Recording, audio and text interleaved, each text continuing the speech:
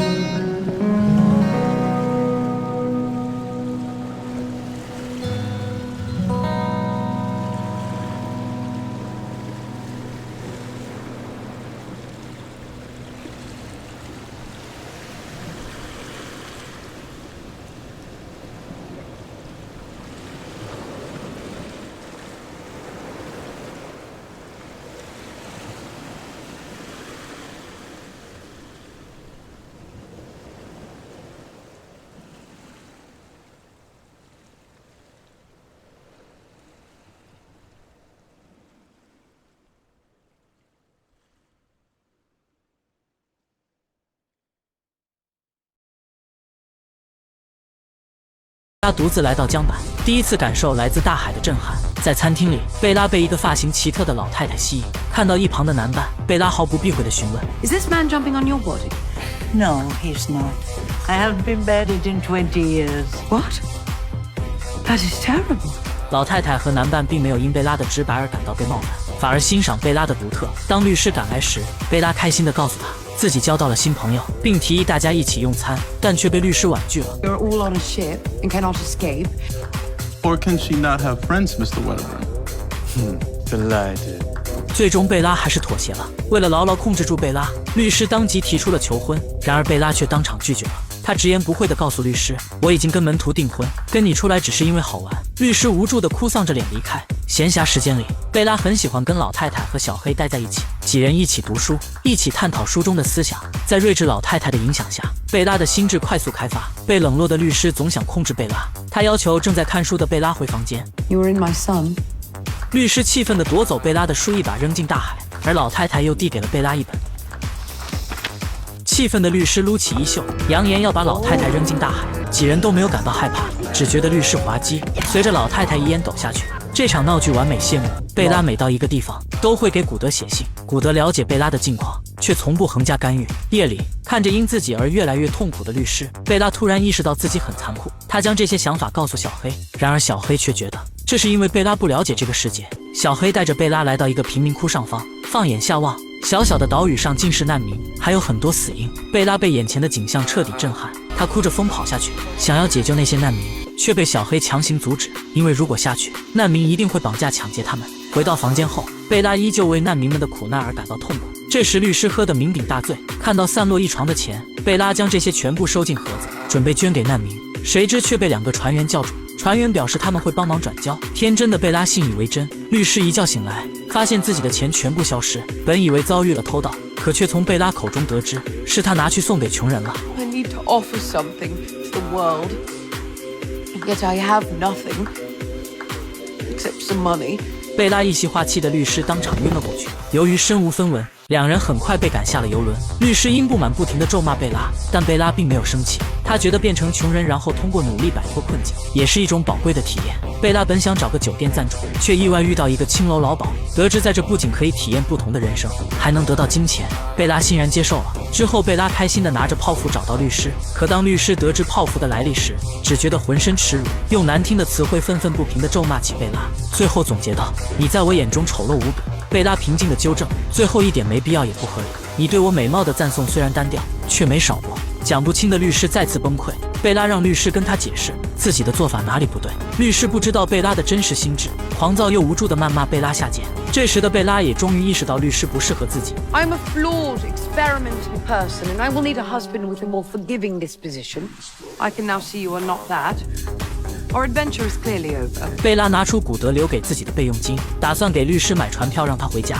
谁知律师却抢走了贝拉全部的钱，只留身无分文的贝拉愣在原地。贝拉只得再次找到唯一认识的老鸨，但贝拉不喜欢女孩们排排站被男人挑选的感觉，他向老鸨提出抗议。老鸨很狡猾，他将贝拉带到房间，给他看了自己体弱多病的孙女。老鸨告诉贝拉，为了生存，有些屈辱恐惧是难免的。善良无知的贝拉被成功洗脑，开始来者不拒。不工作的时间里，贝拉也会去上课，继续自己对这个世界的探索。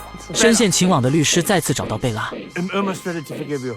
他要求贝拉跟自己回去成婚。然而贝拉只是冷冷地说：“你赶紧回家吧，我们之间结束了。现在看着你，我只觉着纳闷，我当初怎么会看上你？”另一边，古德突然晕倒，门徒检查得知是肚子里长了肿瘤。收到古德的病危信件，贝拉即刻赶了回来。看到贝拉回来，古德很开心，可贝拉却提出了一个疑问：自己是否生过孩子？因为他注意到自己肚子上有个剖腹产的疤痕。古德自知时日无多，将真相全部告诉了贝拉。 Well, technically, you are your baby. No memory survives, no experiences survive. 得知真相的贝拉彻底震惊。与此同时，他在家里发现古德又整了个跟他一样的实验体。不同于贝拉的是，古德对这个实验体毫无感情。 I am finding being alive fascinating, so I'll forgive you the act. But always hate the lies and trapping that followed. Understood. Anger, confusion, and brain dissonance aside, I missed you. 贝拉最终还是原谅了古德，并决定以后要当医生。 My surgery is yours. 贝拉告诉门徒自己做过妓女，问他介不介意。门徒平静地回答 It is your body, Bella Baxter. Yours to give freely. I generally charge 30 francs. Well, that seems low. Will you marry me, Max McCandless? I will. I'm enjoying this practical love we have. 贝拉和门徒的婚礼上，古德打了止痛药出席婚礼，像个父亲般陪着贝拉走红毯。然而婚礼上突然闯入一个不速之客，这个人是贝拉躯体的丈夫。 You were my husband. Your dear Alfie. 不顾古德和门徒的反对，贝拉毅然跟着将军离开。他想知道自己究竟经历了什么，才会对这个世界如此绝望。吃饭时，贝拉问将军自己为什么会跳桥，将军说是因为贝拉讨厌腹中的孩子。贝拉又问两人当初为什么情投意合，将军说因为我们都喜欢找乐子。接着向贝拉示范，他让仆人端汤过来，滚热的汤水洒了仆人一身，他却笑得前仰后合。接着他又拿枪指着仆人，让他继续给自己上奶酪。贝拉终于知道了自己对人生绝望的原因。面对这样一个暴力的人，任谁都想逃离吧。贝拉想要离开，却发现大门早已锁上。返回时，贝拉听到了更恐怖的消息，得知贝拉曾做过妓女后，为了彻底的控制贝拉，将军竟残忍的想要割除她的下体。 This time you will get it done.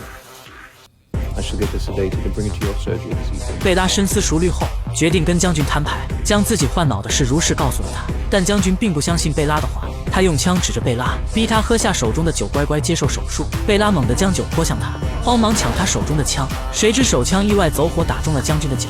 贝拉将人带到诊所救治，门徒却提醒贝拉，如果他活下来，一定不会善罢甘休的。贝拉不想看着对方失血而死。 于是想了个鬼才主意，他拿来古德的笔记本给将军做了场手术。将死的古德告诉贝拉 All my life, people's eyes looked at me for a pity. And you. 最后一次亲吻了贝拉后，古德安详地离开了这个世界。贝拉继承了古德的诊所，与门徒恩爱有加。在贝拉的管理下，古堡内有序且祥和。 We should get some water for the general. Felicity. Water.